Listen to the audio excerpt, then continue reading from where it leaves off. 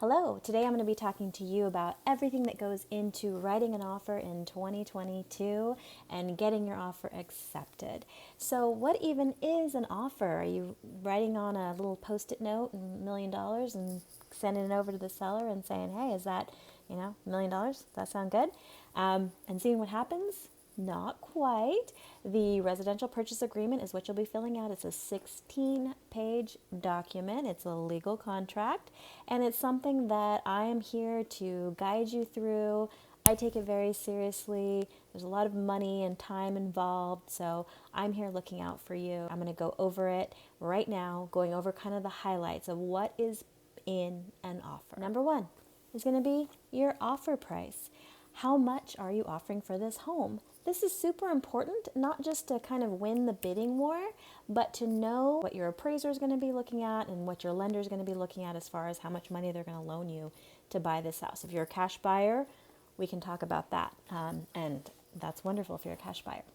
Most of us are going to be using a loan, and so it's really important that our offer price keeps in mind what the appraisal is going to come out as well as what price is going to make the seller really happy and want to pick your offer, right? Let's pick a nice round number, $1 million. That's the offer you're going to make on your house. Your deposit, how much is that going to be? 20%, 10%? Let's say it's $200,000 is 20%. That is going to be paid at the very end of escrow.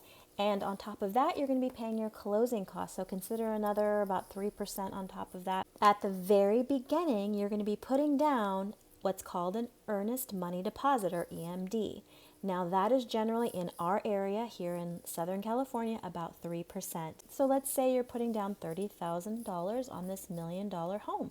That $30,000 goes to escrow, and that money is showing the seller that you are very serious about buying this home, that you are ready to go and that you plan to follow through. So this is important. Earnest money is something that I am looking out for you so that you can still walk away from the deal without losing that money. So this is a very important part. So this is where your contingencies come in, and you have 3 contingencies. Your first is going to be your inspection contingency. Your second is going to be your appraisal contingency. Your third is going to be your loan contingency. Okay. First, inspection contingency. That means that's the time period that you're allowed to inspect your house, walk through it, get a feel for it, have all the professionals come in and look at it, your structural engineer, your general inspector, your sewer inspector, your mold inspection, whatever comes up. We're going to do those inspections, and we're going to keep an eye on all of those things, making sure that you're doing all of your due diligence on that. We're writing into the contract how long that period's going to be. The seller's going to want you to write that as short as possible. You're going to want as much time as it's going to take you to do it. So generally, I'm writing them about 10 and 12 days. I think that gives you enough time to get it all done and makes the seller happy. They might come back and say, we want it for 7 days, but we'll work that out when the time comes.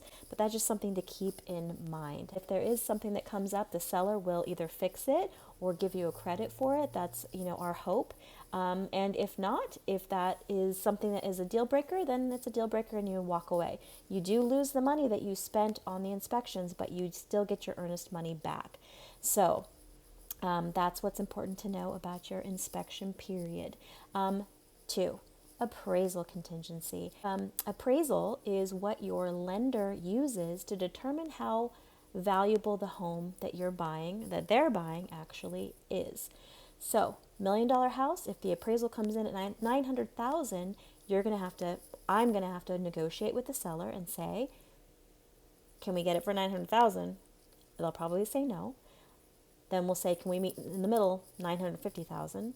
Or we'll challenge the appraisal and see if the appraiser will bump it up a bit, or you walk away. I mean, there's a lot of things that can happen there in that appraisal contingency.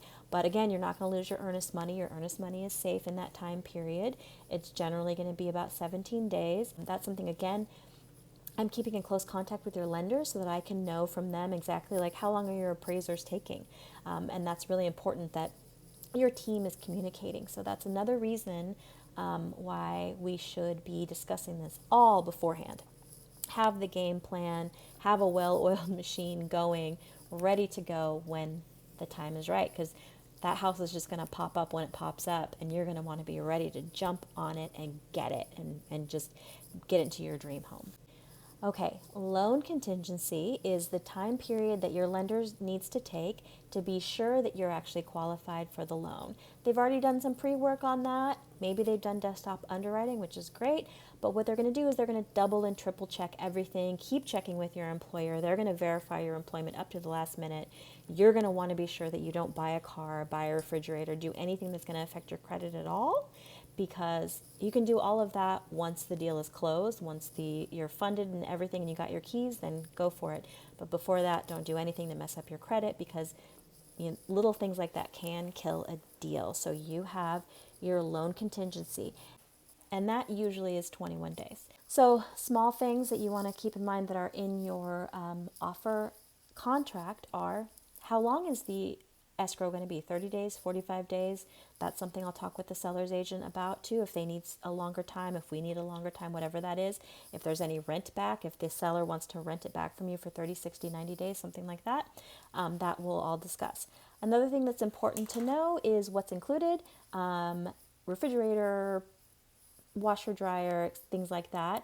One thing that's important with a lot of vintage homes is that there may be things in the house that you really want to keep. So if it's not attached to the home, we have to ask for it specifically. If there's a piano or a swag lamp or something that you want to keep, we will ask for that in the contract to be sure that it's included and that there's no miscommunication, because communication is key in all of this. Again, in the 16-page document, there is a lot of information, but we can go over all of that. Anytime you want to sit down and go over it, we can do so. Even if you're going to buy in a year or so, it's great to get educated ahead of time. So again, you're not feeling the pressure and the crunch when you find that home, because homes are like just selling so fast right now. Less than a week and it's done. Things are moving super fast, and I want to just help you be prepared and be ready and be confident and feel secure and safe and feel just really good about all of this. I want the experience to be really smooth and easy and comfortable and just feel really good to you. So call me, send me an email anytime you want, and we can talk all of this stuff out. Thank you so much for listening to my very long video.